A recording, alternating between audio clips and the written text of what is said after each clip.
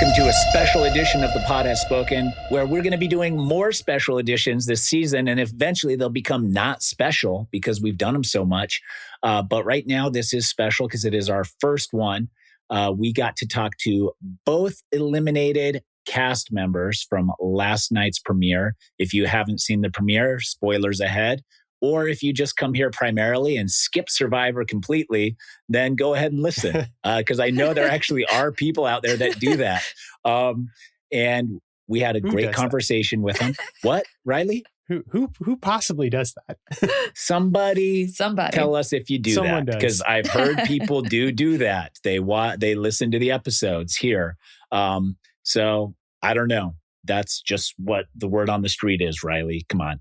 Okay. So up first, we have Jenna, followed by Kyle. Enjoy. Okay, we have very heartbreaking, but also exciting news because I've been wanting to meet this person. Was very excited. And I thought was definitely a must-have for season 50. You needed someone from season 1, but they couldn't be dead.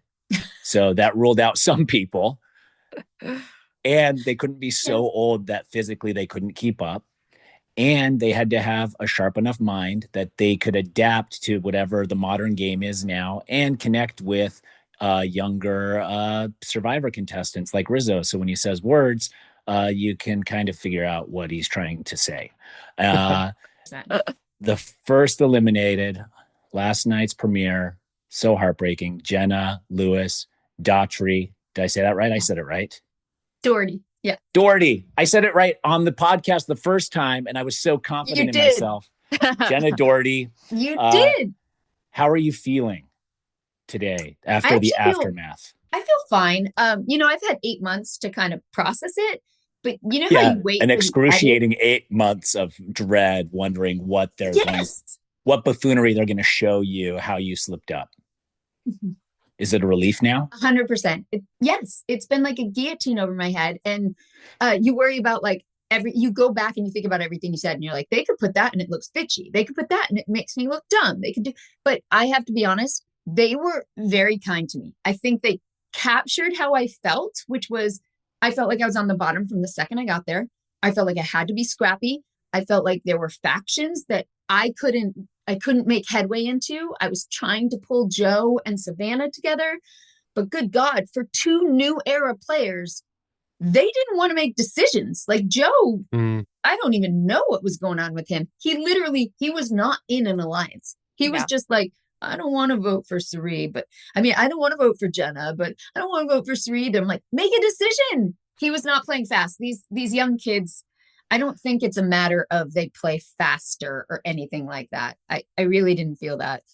Well, naming names is like one of the cardinal sins of modern-ish Survivor. You can't name a name unless you're like 5 minutes outside of tribal council.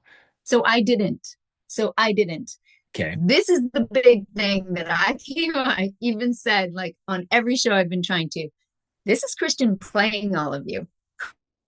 Christian one, and I will sit across from him, put a lie detector test on him, and make him say this. He and I were chatting on the outskirts, and he says, we were talking about the tribe, and we're going, yeah, it looks pretty good. We'll do good at challenges. And I asked him, but Christian, who do you think is a threat then? And he goes, in his Christian way, I'll tell you what, I'm going to go sit, and whoever I sit next to, that's who is the one, then I'll come talk to you. I was like, okay. He goes and sits next to Suri, comes back 5 minutes later, and his exact words, I go, oh, so Suri? He goes, yeah. And he goes, if you let her get to a tribe swap or a merge, she'll be lost in the wind. And I was like, okay, this is great. I love this. I have one person that's talking to me about a name, talking to somebody that I felt like was like with Devins and Emily. And I was like, okay, this feels good. So then I was talking to other people about Suri. But here's what they caught. And I wonder if you caught it, Tyson. I did because I knew what was going on. But it shows Christian walking with Devins. And he says, I'm Spock. You're Captain Kirk. And he says specifically, I'm going to be the brains. You're going to do all the work. Then it shows Devins going to the water well and telling Suri that I said her name, which is not how it went down whatsoever. So Spock is controlling Captain Kirk and creating divisions because I think he did not want me to think old school, Ozzy and Suri, like it would have been us three. So I think from day one, he wanted to plant that like lever to separate us. Do you believe that he had enough power to control the direction?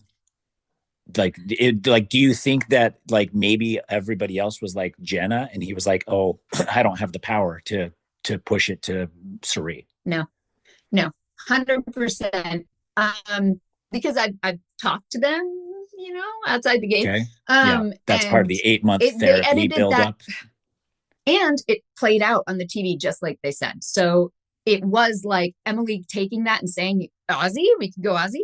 Like it was Suri. And then chatting again, it was like, we could do Ozzy. It would break up a duo. And you saw me sitting there chatting with them going, you don't want a duo. It never works well for the people that are not in the duo. But they really did have Ozzy and Suri on the board and me. Like, I'm not saying I wasn't in the mix. And I know for sure that I was going to be Suri and Ozzy's vote. You see how I look at him at the water well. So I knew that was going to happen. But I really did believe when I was sitting there and we were talking about Ozzy and Suri, I really did believe that it would probably be one of them to try to break up that duo. I was really pushing Joe and Savannah. Like I felt like us three were the ones kind of on the outs, and they just wouldn't come together in any sort of cohesion. Why do you think that is? Do you think it was a hesitancy to put themselves out there, or? I think on Savannah's part, I think like her and I, like me knowing that I was going to go and get votes, I felt scrappy. That's what you saw me like trying to tell everyone why they should be voting someone else. But I think Savannah knew she had a big target as a winner. So I don't think she wanted to open her mouth at all. I don't think she wanted to contradict anyone. She wanted to live 2 more days, which is smart. It should have been something that I would do. But I did feel like from day one, maybe I had a little bit of rapport. I did not. But I think she was just like, throw anyone under the bus. I know I have a huge target. I don't hear my name. I'm super happy. I want to ask you one more thing. And you talked about like dreading what the edit would be, knowing you're going to get voted out first for 8 months.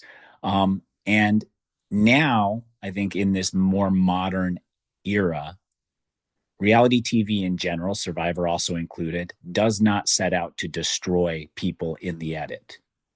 That being said, you come from an era where that was more present. So how were those 8 months? Like, what did you do to deal with the inevitable fact that you were going to be voted out first on Survivor? You said it. In the old school, we were like snappy and sassy in our confessionals. So, and that's kind of who I am anyway. So I was snappy and sassy about people in my confessionals. So then being voted out first, I'm like, oh God, like they could make me look really mean, really awful. And so I was dreading that. So when I saw the premiere the first night, I was in tears at the beginning because they wrote a love letter to me at the beginning of that episode, and they didn't have to do that. Like they edited me well. I think they captured what my emotions were. I felt like I was on the bottom from the start. I did feel scrappy. I did feel like I was playing hard, but they were very kind, which surprised me because you and I come from an era where that wasn't the case. They wanted sensationalism. They wanted clips. So it was beautiful. Good. Yeah. And you can always take consolation in knowing that a month from now, everybody will forget and nobody gives a shit. In a week. In a week, probably. Yeah. Somebody else is going to make a mistake next week and you're going to be out of everyone's minds forever until you come back for season 55. Riley, do you have something for Jenna? Yeah, Jenna, you talked a lot about, kind of getting there and being on the bottom right away. Had you talked to anybody on your tribe before hitting that beach, like ever in your life? No. First time? Not once. And I did feel a little bit of anger when I saw the tribe breakdown because you've got Ozzy and Suri, obviously going to pair up. They've played together twice. You've got Stephanie and Colby, and you hear both of them on the TV on the series. He's like, both of them are like, I feel so comfortable. I have trust from day one with this person.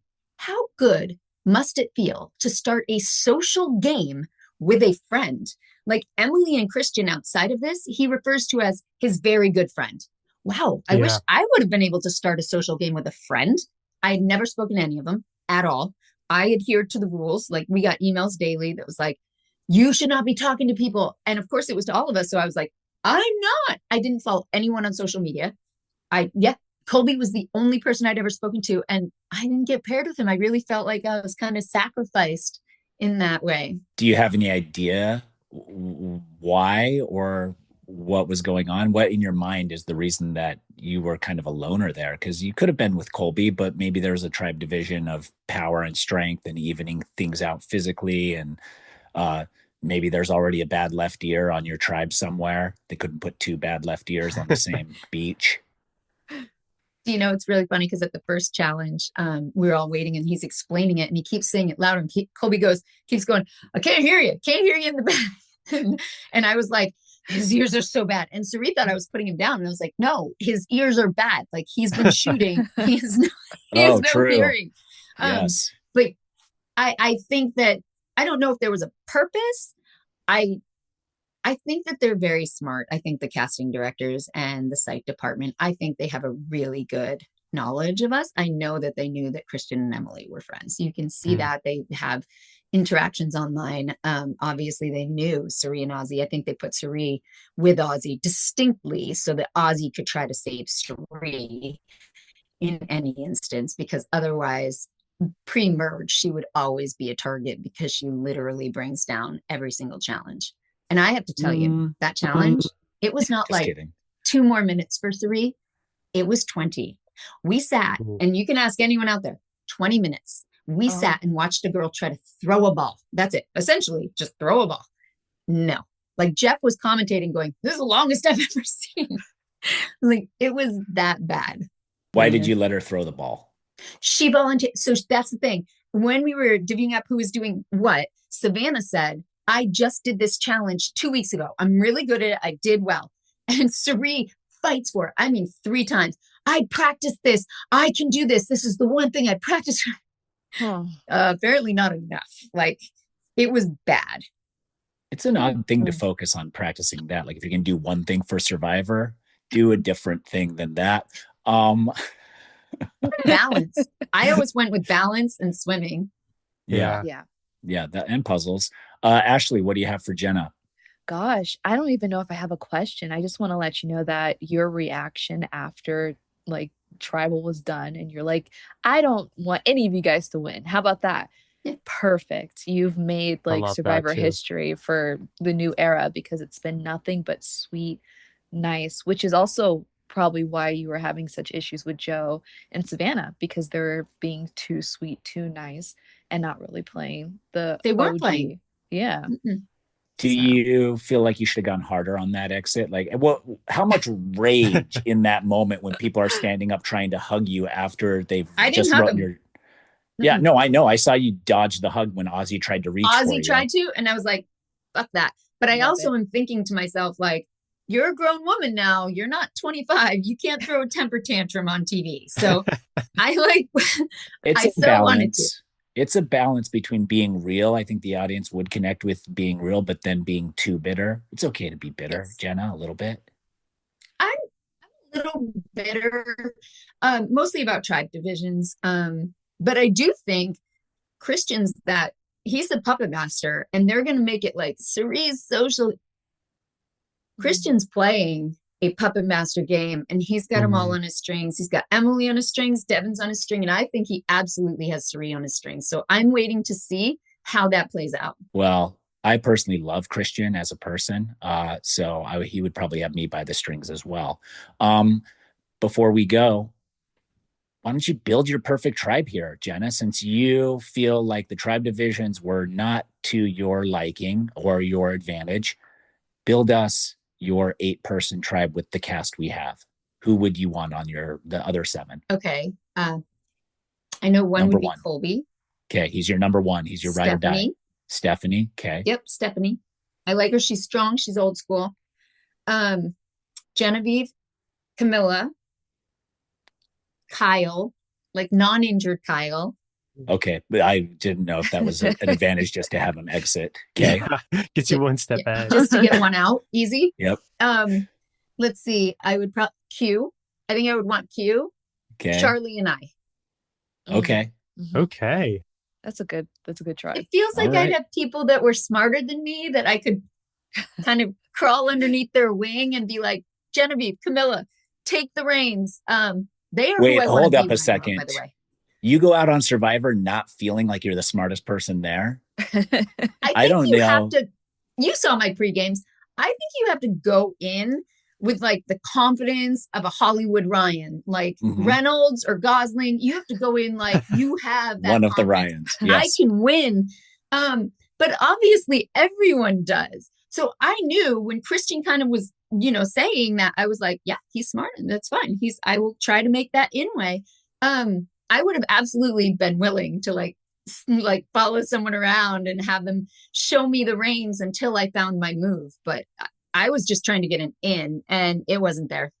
Yeah, it's hard. What if you wouldn't have lost that challenge and gone to tribal council, what would of your game become? Would those 2 or 3 extra days have helped you? Yes. I think I really could have gotten Joe and Savannah together. I don't think they were seeing the divisions. I think they were kind of like, I guess we'll figure it out the night of, and maybe I'll feel like someone will bring me in, especially Savannah. And they just weren't cohesive. I think I would have had a couple more days to get them on board. And then I think we could have played off the Aussie thing. Like, does he have an advantage while he was out there? Does he have an idol? Do you want to go against Aussie when we merge tribes? So yeah, I think that it would have been a much bigger advantage for me to not go to tribal council first time. Okay, 2 quick yes or no questions. Okay. 2 years ago, whenever you first got the casting call, if you would have known then that you were going to get voted out first, no way to avoid it, you're going home first, would you still say yes? Yes. Why? To be a part of 50. Make everyone else jealous that's not there? No, it's because it's been part of my life since I was 22. Like everything I have in my life, it's from a trajectory that Survivor put me on. Confidence, who I meet, where I live, not being in my teeny tiny New Hampshire town, living 2 houses from my parents, which is probably where I would have been. So I would always come when they call just to be a part of what they have. And they showed that to me in the beginning of this episode. If I get nothing else from this, I saw how Survivor saw me and I was very pleased. Okay.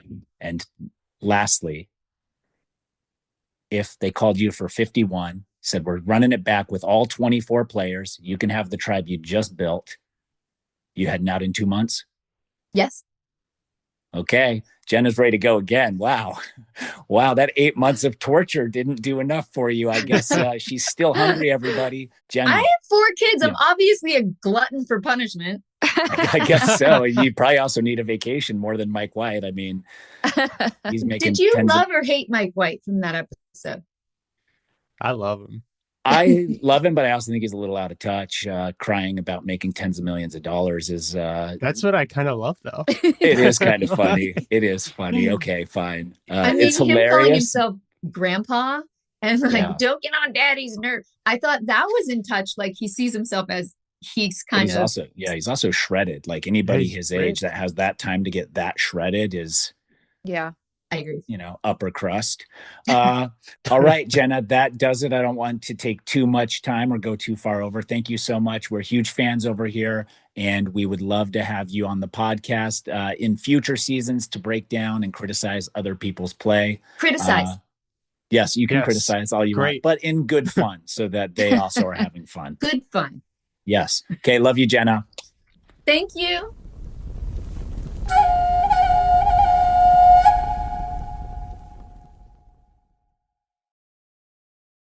Here we are with the second exit of last night's premiere episode. A really rough way to figure out and learn that your Achilles heel as a person is your Achilles heel. Like that is very, very tough. Kyle, winner of season 48, is with us right now. Kyle, are you fully recovered now? I know it's been, 8 months since filming? Yeah, it's been 8 months. Also, nice to meet you. You too. Awesome. But yeah, it's 8 months. So I just started running about 3-4 weeks ago.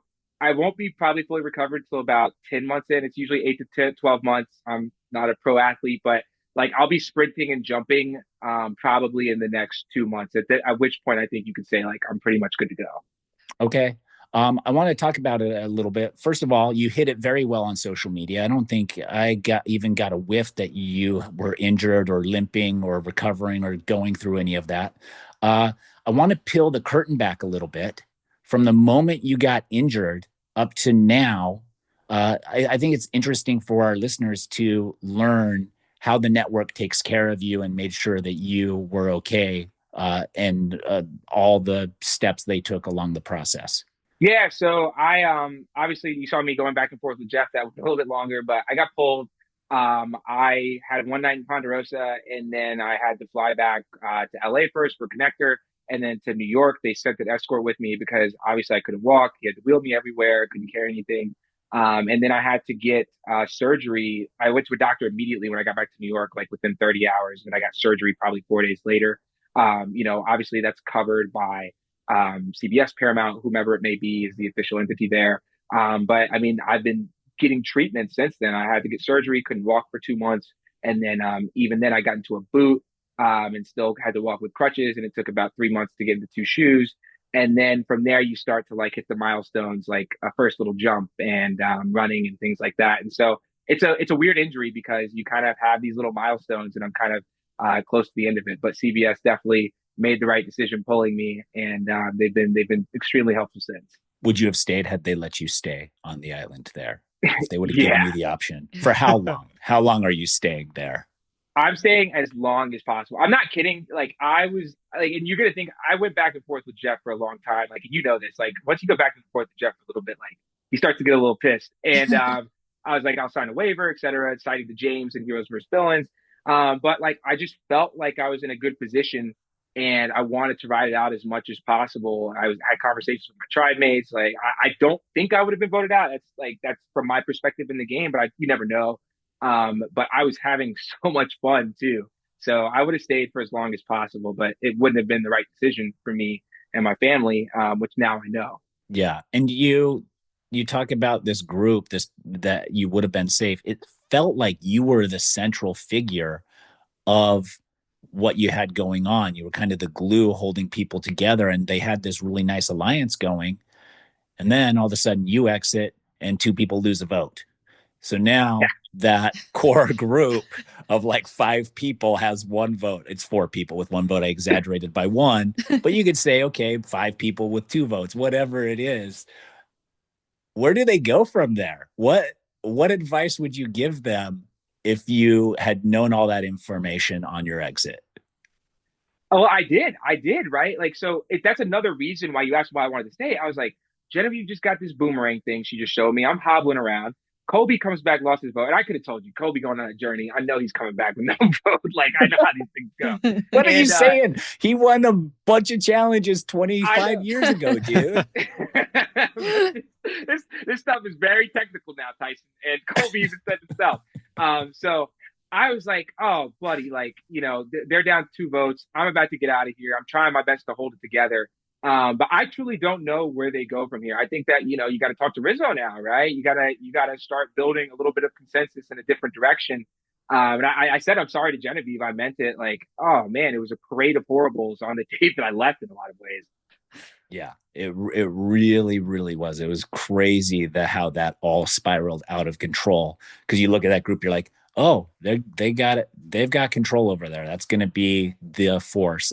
And now it's just completely decimated in less than a few days on Survivor. Riley, what do you have for Kyle? Kyle, before you got injured, were you having more fun out there than you were on the first 3 or 4 days of 48? Oh yeah. I mean, people forget because I won, but like you probably remember, I mean, my first day sucked so bad, probably historically bad for a winner.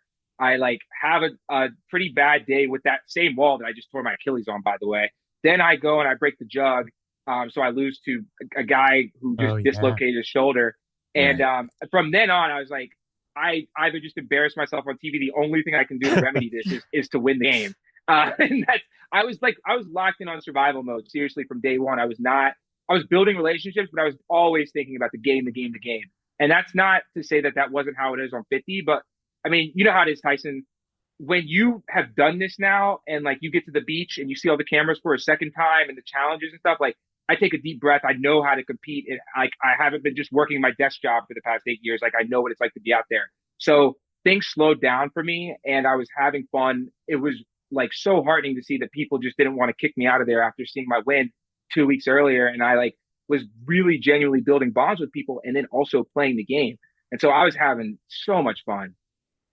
How different is it too with people you have some familiarity with, either you've seen them before or talked to them before, versus on a new season where, you don't know any of those people? Well, that's the thing. The most nervous that I was, honestly, in the game was when I saw the Bucks because the only person I had met was Q at this Ron Clark event, and we barely exchanged any words. Q was this character in like the show, but like in real life, Q was a very calm, collected, normal guy, incredibly intelligent. And the only info I had on Q was that like one of the reasons he did really well in the season, he's a phenomenal liar. And I didn't know anybody else. I think I had mutual friends with Genevieve, but I'd never met her. And of course, Genevieve is one of the most cutthroat players in the new era. So I really kind of went in, I had game tape on them. And I think that helped me sort of like make sure that my personality molded with theirs, but I didn't have like any sort of pre-existing connections that could sort of like inform this a little bit more. You talk about this game tape. How much of that game tape was accurate when you actually meet these people in real life? I think it was pretty accurate, man. I mean, I think that like the one thing you have to be worried about is I watched all the returning seasons and I watched the winners of those returning seasons, yourself included, Tyson, like their first season to see like how things change, right? Like, so you have to look at what is this person's baseline personality, but also like, what are they going to be wanting to switch, right? Like this, it's like the stereotypical Jonathan Ozzie confessionals. Like, I don't want to be the challenger anymore. Like, you're going to see this and that. Like, coach is a little bit more all over the place, Yeah. but like I watched the game tape not only to like get their baseline, but also think about like, what is your redemption arc, for lack of a better term? And I think that really kind of helped me. Like Colby showed it out there. Like he had a shit time on Heroes versus Villains. He'd probably tell you, but like he was having fun. I fun. saw it. He was mopey and pouty, even at all the post-game stuff. He was such a sad sack at the finale. It was like, it was a real Debbie Downer. Tyson's words, not mine. Anybody who was there was like definitely agree to that. I was like, "How's it going?" I was like, "Well, I was voted out before you. You had a pretty good run." But he was having fun on 50, man, and like that's the type of stuff, like seeing what people want it to be moving forward. I was trying to think about that, I guess. Okay, yeah, so you said like you were watching like the timing of people making moves and changing and shifting gears. Was that something you were watching, or did I mishear that? Or more so, like, how did your last season end? Like Aubrey, for example, her last season looked miserable, right? Yeah. Like she was playing with people who, like, some of them like weren't the nicest to her and stuff like that. And like Ozzy, right? Like he gets voted out the last time because he's trying to do the provider thing and all these things. I'm trying to think about like, what is your specific narrative coming into 50? Right? Because some people, it doesn't matter. Cerie's always going to be Cirie because she's always successful. But a lot of these players have these arcs that like really do feel unfinished and they want to change. And like, I feel like that's what you need to think about going into a returning season. So you're playing into them that with what they are hoping to have their story be. Exactly. Was there anyone that you got there and you were like, oh, I don't have any game tape on this person. I didn't expect them to be there. I haven't brushed up on that season. Or were you kind of well studied on everyone? Stephanie, to be honest, I actually have not seen Stephanie's original seasons. And the only thing I've seen of her is Heroes versus Villains, which is obviously like a very oblong experience for a lot of reasons. And so fortunately for me, I clicked with Stephanie very quickly, former athlete, so that was able to sort of like, I was able to brush over that. Obviously Rizzo terrified the hell out of me because like you see him, he's skinny as hell. And even though he was just on 49, like listen, like I'm sure he was a stick before. And so you're like, why are you out here? Right. I said this in my pregame. I'm thinking he's got to be an idle hound. He used to tell us that he wanted to sleep in the boat at night. I would push back against it. I was like, yeah, dude, we should probably all stick together just to stay safe and stuff. I'm like, I'm not going to let you freaking go out there and look for idols in the middle of the night. Cause I'm just trying to think of everything that like would allow for him, this person in front of me, to get to the end or close to the end of 49. And like, I was probably overestimated him a little bit, but underestimated him in some respects too, because he was incredibly charming and was also integrating, as you saw with Colby. Who were you most looking forward to working with if you would have gotten as far as like the merge and further? Was there anybody that you're like, I really want to work with them, or I really want to double cross them? Is there anybody you're thinking in the back of your mind? Yeah, I think there's like three quick ones. Obviously, I loved managing all of those narratives with Genevieve. We were in the middle of those two alliances, and I would have loved to see if we could have held it together. Because as much as I like to think that I was in a good spot, like you guys know, one stray sentence, one awkward interaction, it all crumbles apart. So I'm not going to pretend like I would have ran the game, but I would have liked to see if we could have. Tiffany is somebody I was like, I think that like her season sort of fell apart for her because of a lot of extenuating circumstances, and I think that I could have played with her. And then Camilla, like Camilla was the one thing going into 50 once I saw that we were out there that like I didn't have an answer to. And I feel on my immediate tribe, I kind of dampered that. And I would often insert Joe into those conversations. But like, yeah, I didn't lie. I was like, me and Camilla, like, there's no bad blood there. But like Joe, like close ally of mine, he's also out here. There might be some bad blood.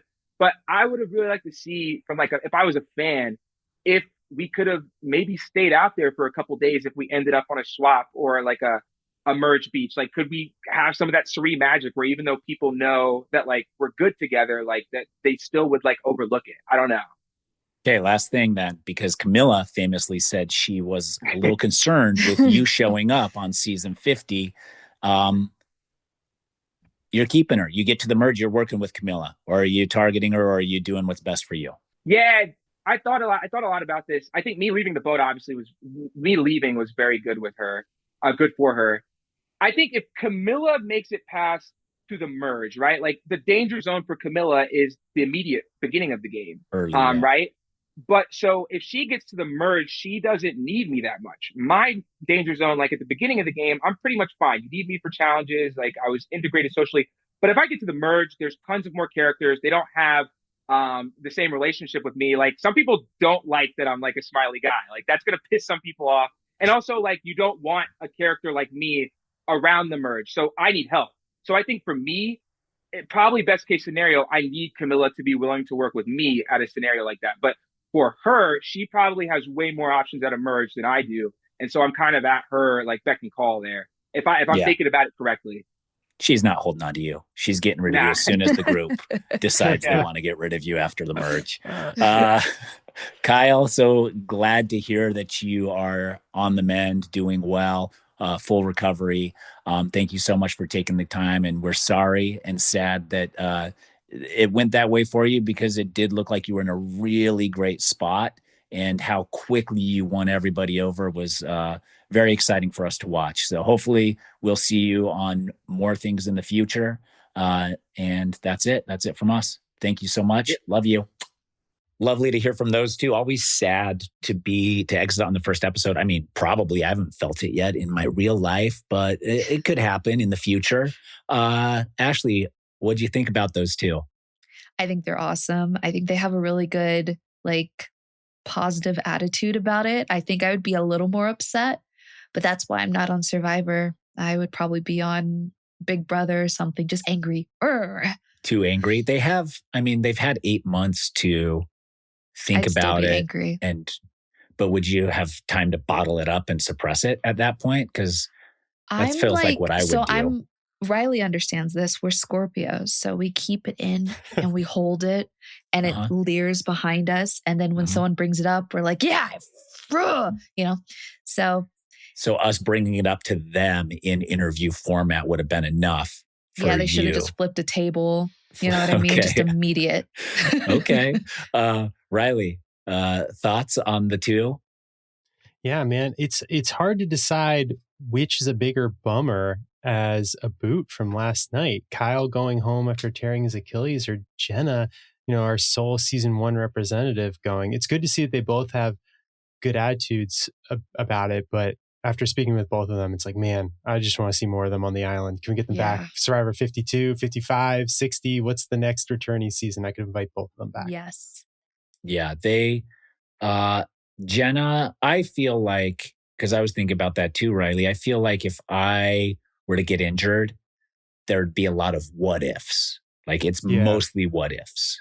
Like, because apparently Kyle was already up there and came down to help Colby up. They didn't That's show what I that on heard. camera. Yes, I heard that. Yeah. So had he Horrible. been less helpful, Yeah. maybe so for me, it would be regret, not anger or rage. And then with Jenna, Isn't it kind of with your Achilles though? Like if it's gonna go, it's just a matter of time. I don't know. I'm not a doctor. no I idea. thought that was the case, that it kind of like, yeah, you it can learn becomes all a that thing. information on our other podcast that we'll we talk talk to a about doctor, medical maybe. and doctor stuff. I don't know either. I'm not aware of that. And then with Jenna, I think that getting voted out first can never be fun. It's not what ifs. It's like, what could I have done? Could I have done? Maybe, like, I don't know. So I it's wish different. we'd seen a bit more of this Christian puppet master on the actual episode itself. Maybe we're going to get more will. of it. Yeah, maybe we will. The puppet master. I was trying to call myself the webmaster, because the spider who weaves webs on Heroes versus Villains. But then I got eliminated too early for me to be the webmaster, because Coach is going to be Dragon Slayer. I'm going to call myself the webmaster, but then it's about a spider weaving a web that entraps people, not the webmaster modern. You kind of caught yourself in your own web on that season. Yeah, I sure did. The webmaster. Sometimes spiders do that, you know? Yeah. So anyways, really great talking to Jenna and Kyle. Let us know if you appreciate these episodes, or we'll find out. We'll just see how the view count and your comments, and we'll know immediately. So that's it. That'll do until next week's episode of Survivor, where we will be breaking it all down once again. Thanks, Ashleigh and Riley. We'll see you all next week. Bye.